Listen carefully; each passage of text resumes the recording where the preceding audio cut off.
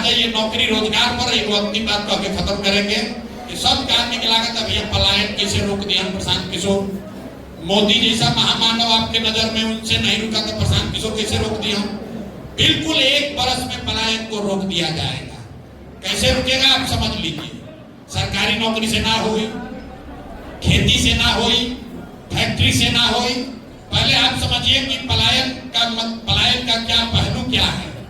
बिहार से, देश से, बिहार से सिर्फ लोगों का पलायन नहीं है, यहाँ से पूंजी का पलायन सबसे बड़ा पलायन है, बुद्धि का पलायन उसके बाद का पलायन है, और उसके बाद है श्रम का पलायन, लोगों का पलायन। पूंजी का पलायन क्या है? अब 2 मिनट धीरज रख के सुनी तब बुझाई, दूसरा बिना बताई। पूंजी जो है, जो आप कमाते हैं, जो खर्चा हो जाता है पैसा, उसके बाद जो बचता है, चाहे घर में रखिए या बैंक में रखिए, वही आपकी पूंजी है।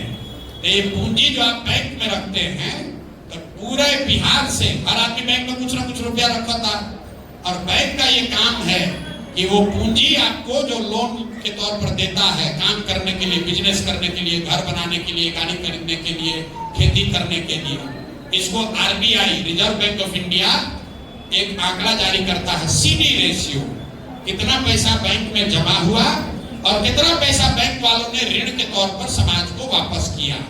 तो पूरा देश में व्यवस्था बा कि जितना रुपया हमने के बैंक में देश भर में आदमी रखा था, उनमें से कम 70 रुपया लोन के तौर पर बैंक को वापस देना है। एक रूल है, इस बैंक का स्वेच्छा नहीं है, उसको देना ही देना है। ऐसा नहीं कर सकता है बैंक कि सारा पैसा ले लिया और सब पैसा ले जाके स्टॉक मार्केट में लगा दिया। उसको 70% पैसा समाज को वापस देना है। इसको कहते हैं सीडी रेशियो। बिहार में रेशियो कितना? देश में अभी सीडी रेशियो 74। मतलब 100 रुपया अगर बैंक में हमने के जमा के लिए भारत के लोग, तो 74 रुपया बैंक वाला लोग लोन के तौर पर देला। बिहार में क्या भाई? बिहार में सीडी रेशियो का 40%। मतलब अगर हमने के 100 रुपया बैंक में रखा था निजा, तो 40 रुपया लोन के मिला था, 60 रुपया कहाँ जाता? बैंक वाला अपने खंदक खोन के गढ़ा में तो पैसा रख लेने के, वो पैसा कहाँ गया? वो पैसा बैंक वालों ने दूसरे राज्यों में भेज दिया, जहां पर उद्योग धंधा लग रहा है, जहां रोजी रोजगार हो रहा है। एक असर क्या होता? पिछला फाइनेंशियल ईयर में, पिछला वित्तीय वर्ष में बिहार की गरीब जनता ने कुल मिलाकर 4,21,000 करोड़ रुपया हम लोग बैंक में जमा किए। कितना बैंक बा?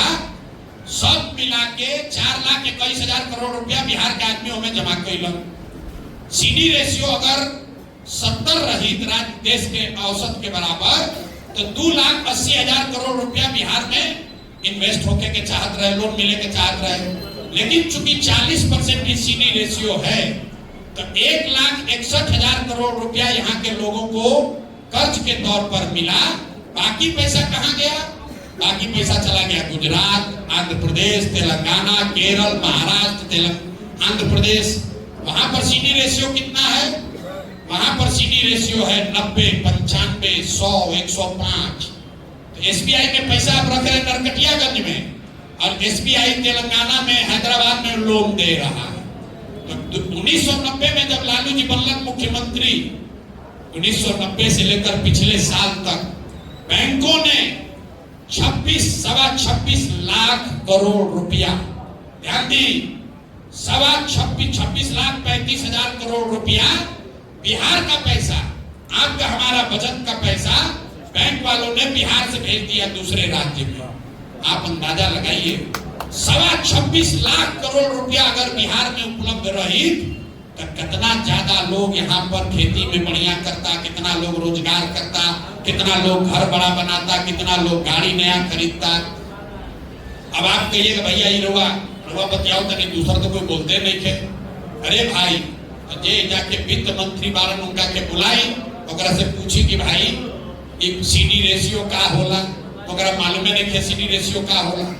अरे भाई, ऐसा नहीं है कि प्रशांत किशोर खोजे है। देश के स्तर पर ध्यान दीजिए, देश के स्तर पर प्रधानमंत्री के अध्यक्षता में कमेटी होती है जो हर 15 दिन पर इसका रिव्यू करती है कि बैंक में कितना पैसा आया और सीडी रेशियो बना हुआ है कि नहीं।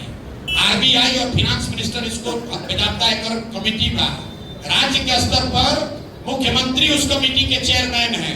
लेकिन जैसे बिहार में सिपाही, दरोगा, बीडीओ, सीओ, टीचर मुख्यमंत्री के सरकार के बात नहीं माना, तो उसे बैंक वाला भी बात नहीं मान रहा है और कोई सुनने वाला नहीं है।